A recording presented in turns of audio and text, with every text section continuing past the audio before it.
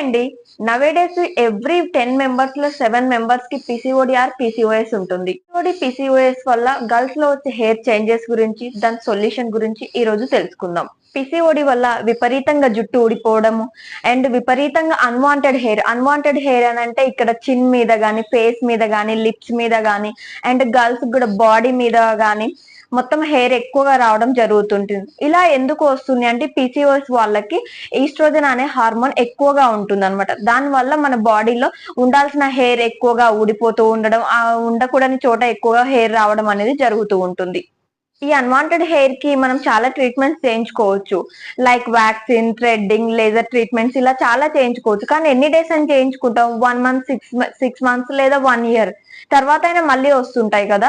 So అలా కాకుండా మన బాడీలో హార్మోన్స్ చేంజ్ అవ్వాలి అని అంటే లైక్ కార్బోహైడ్రేట్స్ తక్కువ ఉన్న ఫుడ్, గ్లైసమిక్ ఇండెక్స్ తక్కువ ఉన్న ఫుడ్ అలా తీసుకున్నారంటే మీరు హెల్తీగా లైఫ్ స్టైల్ చేంజ్ చేసుకొని వాకింగ్ చేయడం, యోగా చేయడం, గుడ్ స్లీప్ తీసుకోవడం, గుడ్ ఫుడ్ తీసుకోవడం, మీ డైట్ చేంజ్ చేసుకోవడం ఇలా చేశారంటే మీరు హెల్తీగా పీసీఓడిని తగ్గించుకోవచ్చు.